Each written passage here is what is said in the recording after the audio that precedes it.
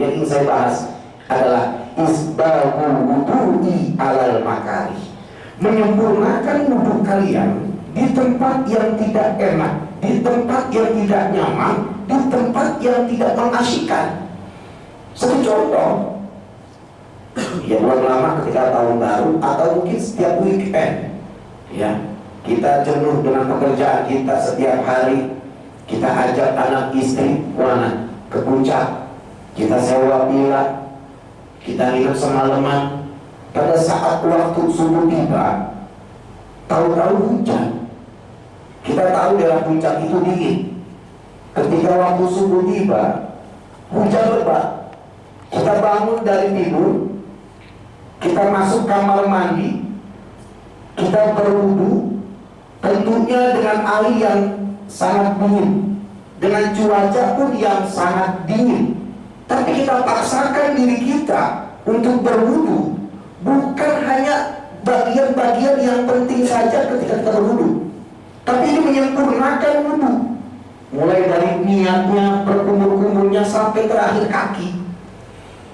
Maka kalau ini kita lakukan dalam kondisi yang tidak nyaman bagi kita, dengan cuaca yang dingin, maka ada nilai lebih, ada nilai tambah dari Allah. Apa? Allah akan hapus dosa-dosa kalian dan Allah akan angkat derajat-derajat ibadah kalian. Kalau musim panas kita sempurnakan wudhu, itu sudah hal yang biasa. Dalam kondisi yang mungkin nggak terlalu panas, nggak terlalu dingin, seperti biasa setiap hari 5 waktu kita berwudhu, kita sempurnakan wudhu, itu sudah hal yang biasa. Tapi kalau dalam kondisi yang nggak nyaman, yang nggak enak bagi kita, kan kita tetap menyempurnakan wudhu kita. Ini akan mendapatkan nilai tambah dari Allah Subhanahu Wa Taala buat kita. Terkadang ketika posisi kita yang nggak enak, yang nggak nyaman, itu kita berwudu hanya bagian-bagian yang wajib saja. Bagian-bagian yang wajib dalam berwudu apa salah satunya? Idza kuntum ila sholati fagsilu wujuhakum wa aydiyakum ila marafiq. Dalam Al-Quran, bagian-bagian yang wajib dalam berwudu, yang pertama yang basuh, yang kita basuh apa? Buka. Wujuhakum, ya kan? Setelah buka apa? Setelah buka tangan. Setelah tangan, setelah tangan, ayo. Ini sering kita ulang-ulang loh. Ya. Pertama buka, yang kedua tangan sampai ila marafiq, sampai situ. Yang ketiga, ini terkadang yang ketiga ini orang salah persepsi. Wamsahu bi ru'usikum wa arjulakum ila ka'bayn, kata Allah dalam Al-Quran. Ya kan, setelah muka, tangan. Wamsahu bi ru'usikum, ru'us itu jamaknya ada roksun, kepala, bukan sa'run, bukan syi'run. Kalau syi'run itu rambut. Makanya kalau kita berwudu, terutama ketika bagian yang kita basuh, terutama kepala, jangan hanya rambutnya saja yang kita basahi, kulit palanya enggak. Ini banyak orang yang salah persepsi. Padahal yang wajib dibasuh itu bagian pala, kulit palanya, bukan rambutnya. Kalau bagian rambutnya yang wajib dibasuh, kan kasihan yang gak ada rambut. Makanya yang wajib dibasuh itu palanya, bukan rambutnya. Terutama kalau ibu, ketika dia berwudu, dia membuka jilbabnya, hanya sebagian palanya saja dia buka. Dia basah-basahkan itu palanya, cuma kena rambutnya, kulitnya nggak dibaca. Makanya sah enggaknya sholat kita itu tergantung dari mana? Wudu kita. Kalau wudu kita baik, insya Allah sholat kita pun baik. Saya ingat perkataan Imam Ghazali dan kitab Ihya Ulumuddin. Beliau bilang itu, baik enggaknya sholat kita, di mana sholat itu bisa mencegah dari perbuatan keji dan mungkar. Inna sholata tanha 'anil fahsya'i wal munkar. Makanya pertama dilihat itu ada wudunya. Kalau wudunya baik, insya Allah sholatnya pun akan baik. Makanya hal yang pertama yang mesti kita lakukan, perhatikan adalah apa? Tempat wudunya. Kalau tempat wudhunya saja sudah kita gampangin, nggak pernah kita perhatikan, bagaimana mau sah wudhu kita? Saya nggak bicara dari urutan-urutan wudhunya. Mungkin kalau bicara urutan wudhu, mungkin sudah pada cek dulu, baterainya.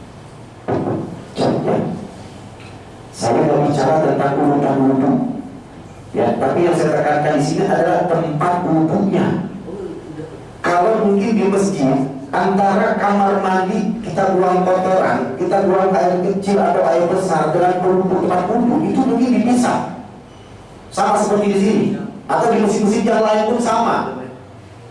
Tapi saya bilang, kalau di masjid usahakan antara kamar mandi dengan tempat wudhu ada pembatas. Pembatasnya itu apa? Air. Seperti kayak kolam. Ketika kita keluar dari kamar mandi, kita masuk ke kaki kita ke situ, cebur. Ada pembatas. Nah, ini untuk kehati-hatian kita dalam ibadah. Ini terkadang jarang kita perhatikan. Saya nggak bicara. Cek lagi. Baterainya kayak gini. Ini yang jarang kita perhatikan, terutama tempatnya. Saya bicara kalau kita berwudu di masjid. Kalau di masjid rata-rata umumnya antara kamar mandi dengan wudhu masih dipisah. Tapi yang saya tekankan di sini, yang saya ingin bicarakan di sini adalah tempat wudhu di mana kalau kita sholat itu di rumah. Kalau di rumah antara tempat wudhu dengan kamar mandi itu jadi satu. Itu rata-rata. Makanya saya bilang ketika saya ceramah di mana-mana, ketika ada masalah tohara, terutama masalah bab wudhu, itu saya bilang usahakan kalau selama ini wudhu kita di tempat di mana kita buang air besar atau air kecil, usahakan dipindahin deh. Jangan di situ. Kita bikin keran baru. Ini untuk menjaga kehati-hatian kita dalam beribadah. Bagaimana sholat kita mau diterima Allah? Kalau ibadah, kalau wudhunya saja kita tidak perhatikan. Pada saat kita habis buang air kecil atau buang air besar, ya, terus kita yang kita cebok di tempat yang sama, terus antara ketika kita buang air kecil air besar kita cebok, airnya itu kalau memang langsung masuk ke solokan, mungkin nggak masalah, bisa kita siram dulu sebelum kita wudhu. Tapi kalau ada air yang kalau ngumpul itu ngembang.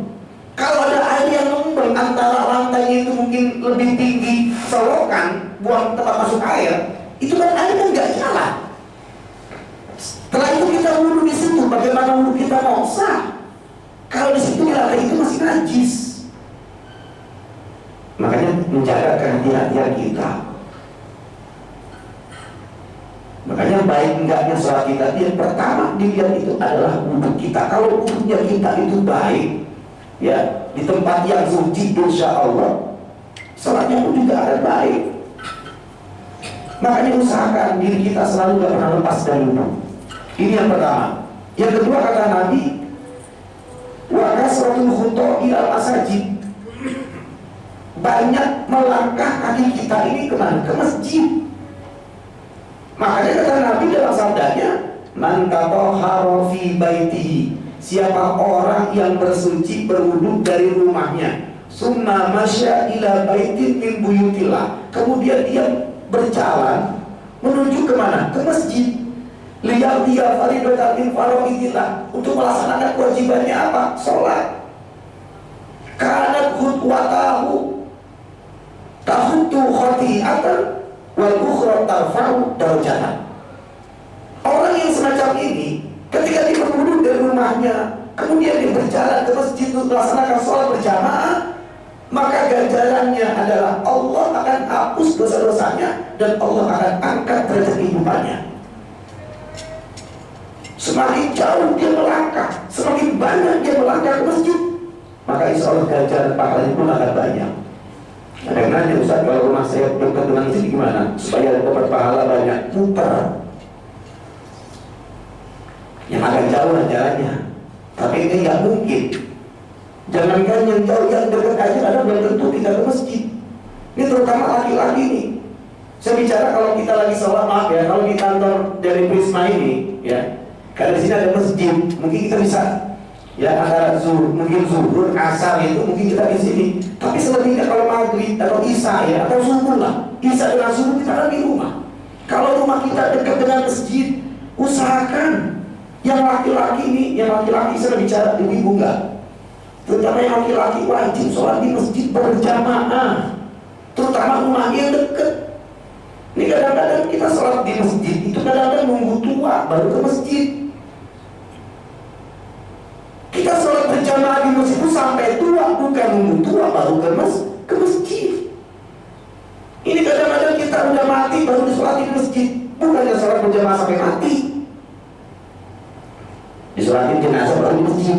Sehari-harinya lima waktu gak pernah ke masjid. Makanya makmurkan masjid kita. Masjid Al-Arif rumahnya di sini, apa masjidnya dekat dengan rumah kita. Dan yang ketiga kata Nabi, wantizor sholat ba'da sholat, menunggu waktu sholat setelah sholat. Maksudnya menunggu waktu isya setelah maghrib, menunggu waktu maghrib setelah asar. Tapi menunggu waktu isya-nya itu jangan sambil ngobrol, sambil ngopi dan ngerokok.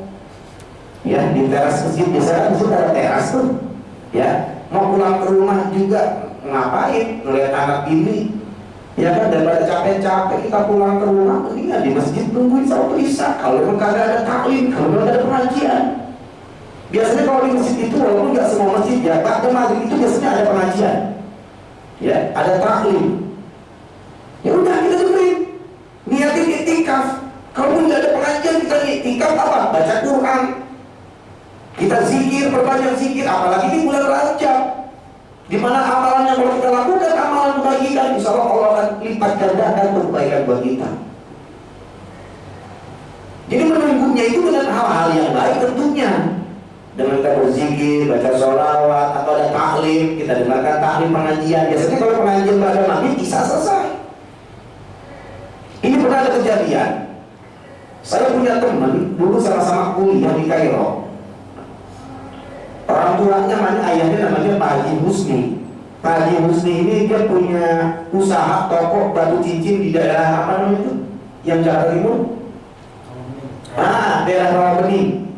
Pak Haji Husni itu sore tutup toko, pulang ke rumah. Kebetulan rumahnya itu dekat masjid. Pulang ke rumah, bersih-bersih, mandi segala macam, berangkatlah ke masjid. Setelah sholat pagi berjamaah, beliau tuh biasanya apa? Nyender di tembok. Kenapa? Ada taklim biasanya pada maghrib itu ada pengajian. Setelah pengajian selesai, ya, salah satu jemaah ini melihat Pak Haji Husni sedang tidur sambil nyender. Langsung dihampirin lah, dideketin nih salah satu jemaah karena dia melihat. Dibangunin lah Pak Haji Husni, Pak Haji bangun, pengajian udah selesai. Digoyang-goyangin badannya. Akhirnya jatuh, dipegang urat nadi, ternyata udah nggak ada. Ternyata Pak Haji Husni itu meninggal ketika dengerin pengajian. Meninggalin di masjid dalam keadaan mungkin ya, dalam keadaan sedang berwudu ya, habis sholat maghrib. Kita kan pengen meninggal, mohon maaf ya. Kita terkadang nggak tahu kapan kita akan meninggalkan dunia, posisi lagi di mana, sedang apa. Ya kalau meninggalnya dunia itu sedang, maaf ya, kayak tadi Pak Haji Husni contohnya, meninggalkan pengajian setelah sholat pagi berjamaah, meninggalnya pun di masjid. Orang kalau mencerita ngomong itu ngomong yang baik. Itu Pak Haji Husni, masya Allah, calon orang yang meninggalnya di masjid lagi pengajian. Orang cerita itu enak dengernya. Makanya kata Imam Abu Duraid, innamal mar'u ahaditsun ba'dahu faqul hadisan hasanan liman wa'a. Orang kalau meninggal dunia itu akan menjadi cerita. Bagi siapa? Bagi kita yang masih hidup. Maka ceritakanlah yang baik-baik buat orang yang kau tinggalkan. Meninggalkan cerita yang baik buat kita nih yang masih hidup. Kan banyak sekarang kejadian. Ada yang lagi mancing meninggal, macam-macam. Nah kita kan pengen gitu, kita pengen meninggalnya kita itu di tempat yang baik, dalam kondisi yang baik, apalagi ini di bulan suci Rajab, maka perbanyaklah amal-amal ibadah. Ketika kita laksanakan tuh amal ibadah selama bulan Rajab, insya Allah Allah akan lipat gandakan pahala. Tapi inilah karena Allah. Makanya paksakan diri kita, ya, paksakan diri kita. Kalau kita paksakan diri kita, mohon maaf ya, orang yang nggak pernah berjamaah di rumah nih, walaupun rumahnya dekat, ya, tapi dia nggak pernah berjamaah sholat di masjid, nggak bakalan. Ya azan dia dengar, tapi sholat di masjid nggak pernah. Padahal rumahnya dekat. Makanya ibadah itu terkadang harus dipaksa, nanti akan terbiasa. Kalau terbiasa enak. Contoh aja kayak gampang-gampang, pagi deh kita sebelum berangkat ke sini kita sholat duha deh 2 rakaat, 4 rakaat deh, boro-boro. Kenapa? Nggak biasa Ustaz. Itu waktu duha ya memang kita udah bangun. Waktu duha ya memang kita udah habis mandi mau berangkat kantor, kita gelar sejadah 2 rakaat deh, nggak usah banyak-banyak, 2 aja deh. Nggak usah 4, 6, 8, nggak usah banyakan, 2 aja dulu. Ini kadang-kadang kita rasain 2 nih, apa banyak, apa 12 rakaat. Kenapa? Katanya ini kata Ustaz, kalau siapa orang yang sholat 12 rakaat maka dahulukan di sana surga. Awalnya doang, soalnya tidak ada lagi. Jadi coba deh kita pasakin, kita 2 aja dulu. Kita rutunin 2, nanti lama tambah lagi 2 lagi 4. Kita mau bicara tahajud yang waktunya memang nggak sulit bagi kita, 2 aja deh. Makanya ibadah sih bilang tadi, terkadang kalau dipaksa nanti akan terbiasa bagi kita. Kalau terbiasa meninggalkan yang sunnah itu merasakan beban berat. Kenapa? Karena udah terbiasa. Dia melakukan suatu amal sunnah, entah itu puasa atau sholat sunnah. Ketika dia sakit, maka insya Allah pahala itu akan ngalir terus buat dia. Kenapa? Karena sudah biasa dilakukan. Ketika dia sakit dia nggak kerjakan, pahala akan ngalir terus. Dan mudah-mudahan saya doakan, mudah-mudahan jemaah di sini ya istiqomah dalam ibadah, ya istiqomah dalam ibadah yang wajibnya terus kita tingkatkan, tambahkanlah juga yang sunnahnya, ya ba'diyah qobliyahnya, duhanya, kalau bisa tahajudnya. Kenapa? Orang yang melaksanakan sholat tahajud kata Allah dalam Al-Quran, ya wa minal laili fatahajjat bihi nafilatan lak asa ayyab'asa rabbuka maqaman mahmuda. Wa minal laili, dan di waktu sebagian malam, fatahajjat bihi, maka bangunlah, dirikanlah sholat tahajud. Apa? Asa ayyab'asa rabbuka maqaman mahmuda. Allah akan tempatkan yang paling mulia di sisi Allah orang tuh yang selalu istiqomah dalam tahajud. Makanya kalau kita dalam keadaan susah, dalam kondisi lagi memang lagi sulit, punya harapan, punya keinginan, ayo sholat tahajud. Kenapa? Karena sholat tahajud itu sholat yang menghantarkan kemuliaan pada setiap orang. Maka saya berdoa semoga jemaah di sini selalu istiqomah dalam ibadah. Kita tambahkan yang sunnahnya. Mudah-mudahan kita jadi hamba-hamba Allah yang senantiasa berada dalam lurus dalam meraih kebahagiaan di dunia dan di akhirat. Amin ya rabbal alamin. Itu pun 1:05. Saya buka sesi tanya jawab. Bagi yang mau bertanya dipersilakan. Silakan para jemaah yang mau bertanya.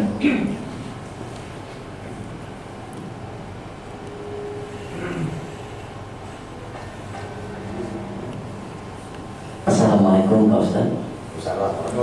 Pak Ustaz, saya juga heran sama kita sholat. Heran saya. Kalau misalnya sholat sunat tahajud, itu kok kenapa ada iming-iming? Ada iming-iming, ada kita dibagi surga, lu dikasih surga, gitu. Taruh dapat surga ya, gitu. Lalu sholat duha, lu taruh dapat mobil ya. Kenapa harus iming-iming? Nggak sholat aja gitu. Kenapa harus berharap? Nah, pertanyaan saya nggak percaya Quran ya. Saya percaya Quran itu benar semuanya. Pertanyaan saya, kenapa harus ada iming-iming? Terima kasih. Pertanyaannya, kenapa mesti ada iming-iming? Ya, kalau kita sholat, ya tadi yang semula kita melaksanakan sholat duha 12 rakaat, maka dibangunkan istana di surga. Ya kan? Siapa orang yang melaksanakan kebaikan maka ganjarannya pahala, udah pasti itu. Nah sekarang kalau kita sholat, ya kan, karena sholat itu kan wajib bagi kita. Kalau yang wajib aja kita nggak kerjain, berarti apa ganjarannya? Berarti kan dosa. Kan kayak gitu. Makanya kenapa Allah iming-imingkan buat kita? Makanya awal ketika kita sudah di alam barzah, di alam pada masa, di alam akhirat, amalan yang pertama kali dihisab itu bukannya zakat kita, puasa kita, haji kita, atau amal-amalan yang lain, tapi yang pertama dihisab itu adalah sholat kita. Makanya sholat itu adalah amalan yang memang penting sekali buat kita, terutama agama. As-sholatu imaduddin, faman aqama faqad aqamaddin. Jadi sholat itu adalah tiang agama. Jadi kalau kita sholat itu jangan kita merasa sholat itu karena kewajiban kita, jangan. Walaupun memang sholat itu wajib, yang wajib aja kita masih, maaf ya, sering kita lalai, sering kita meninggalkan. Bagaimana yang sunnah, yang wajib aja kita begitu, apalagi yang sunnah. Nah yang kita tekankan di sini adalah sholat itu bukan hanya wajib, tapi kebutuhan buat kita. Sama seperti halnya kita makan, kalau kita nggak makan kita lapar. Kalau udah lapar kita pasti sakit. Jadi usahakan, ya, tanamkan dalam diri kita sholat yang 5 waktu itu kebutuhan buat kita. Kalau kita butuh sama sholat, kita meninggalkannya itu benar beban buat kita. Makanya amalan yang paling disukai oleh Allah itu adalah apa? As-sholatu ala waqtiha. Sholat tepat pada waktunya. Coba kalau kita pernah berangkat haji atau umroh, ya, ketika kita di Masjidil Haram atau di Masjid Nabawi, orang yang sholat di Masjid Nabawi itu ganjarannya 1000 satu waktu. Kalau 5 waktu berarti 5000 satu hari. Itu di Masjid Nabawi. Kalau orang sholat di Masjidil Haram, ya, bukan hanya sholat yang mendapatkan 60 rahmat dari Allah, tapi ganjarannya pun juga orang sholat di Masjidil Haram akan mendapatkan 100.000 pahala satu waktu. Kalau 5 waktu berarti berapa? 500.000. Makanya orang yang sholat, yang ketika datang ke Masjidil Haram, itu Allah akan turunkan 120 rahmat. 60 orang buat orang yang sholat, 40 buat orang yang tawaf di Ka'bah, dan yang 20 buat orang yang memandang Ka'bah. Kita kadang-kadang belum bisa membayangin, sebelum azan aja kita langsung buru-buru ke masjid, nggak boleh azan sedikit langsung ke masjid. Tapi kenapa ketika kita pulang ke Indonesia, ya, baru azan, tarayun, beda Pak Ustaz, betul. Bedanya apa? Di sana tanah suci, ganjarnya lebih banyak dibanding di sini. Tapi bisa nggak? Pertanyaannya, bisa nggak diri kita, bisa kita latih sebelum azan kita sudah di Masjidil Haram, di Masjid Nabawi? Bisa nggak kita terapkan di sini? Makanya harapan kita, kalau kita pergi ke tanah suci, ya, umroh atau haji, harapan kita apa? Mendapat predikat umroh yang makbul, haji yang mabrur. Itu kita pengen. Artinya jangan sampai ketika kita pulang ke tanah air, udah lagi los, lalai, ntar aja bahasa kita baru mau azan. Atau Jumatan contohnya, ya kan? Masih khutbah, ntar aja kalau udah mau sholat baru. Padahal khutbah itu termasuk rukun dari sholat, pengganti 2 rakaat sholat zuhur, tambah lagi 2 buat Jumat. Kalau orang yang tidak mendengarkan khutbah Jumat, berarti belum sempurna tuh Jumatnya. Cuma yang ngikutin apa? Sholatnya aja, khutbah jadi nggak dengar. Biasanya ada kantor-kantor yang nggak semua kantor itu ada masjid. Kantor sebelah, sholat di sini, baru azan, ntar deh nunggu apa? Nunggu khutbah selesai, baru kita situ ke Masjid Al-Arif. Berarti belum sempurna khutbah Jumat itu, belum sempurna Jumatannya. Dia mendapatkan pahala daripada rukun khutbah. Makanya saya bilang tadi, ibadah itu kadang harus dipaksa. Saya bukan sombong, harus dinikmah, ya. Saya lagi usahakan, ya. Saya lagi usahakan diri saya ini nggak lepas dari wudu. Batal, wudu lagi. Awal-awal memang berat, nggak ada alasan Pak. Air banyak. Yang jadi masalah, kita mau apa enggak? Ketika kita buang air, maaf kita buang angin, mau nggak wudu lagi?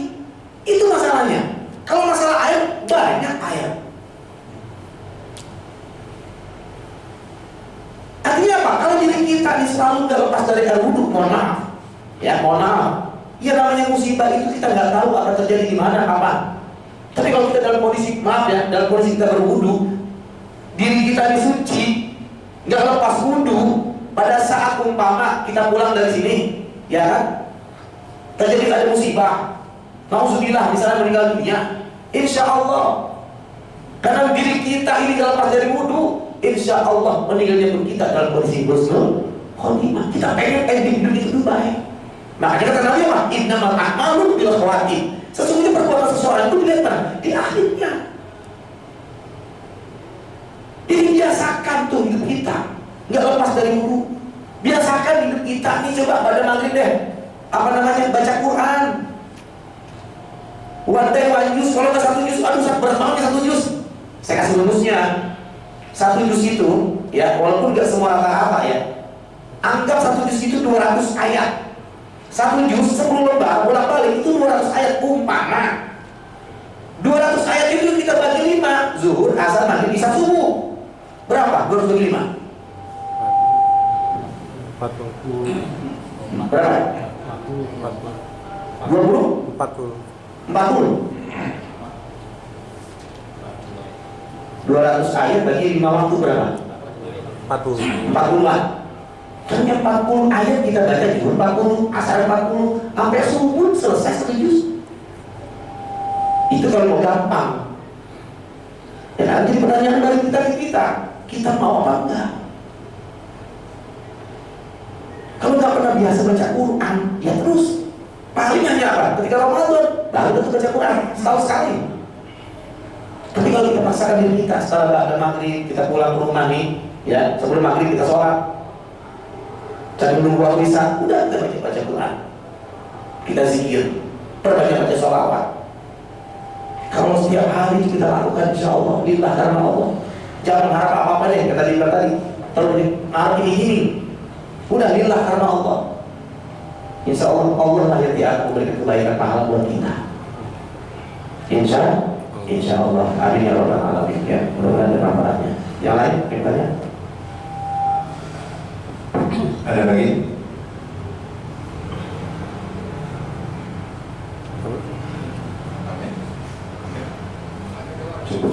Cukup ya. Ya, kalau itu kalau udah ada yang bertanya, kita tutup majlis ilmu ini dengan sama-sama berdoa. Semoga apa yang kita niatkan, apa yang kita ajarkan, mudah-mudahan dijawab oleh Allah Subhanahu Wa Taala. Astagfirullahaladzim, astagfirullahaladzim, astagfirullahaladzim. Warahmatullahi wabarakatuh. Sahabat Rasulullah ajma'in. Bismillahirrahmanirrahim. Hamdan syukuran lillahi hamdan wa ya Rabbana lakal hamdu kama yanbaghi li jalali wajhika wa karimil azim sultanik. Allahumma ij'al jam'ana hadha jam'an marhuma wa tafarruqana bi ba'dihi tafarruqan ma'suma. Allahumma anfa'na bima 'allamtana wa 'allimna ma yanfa'una warzuqna 'uluman tanfa'una.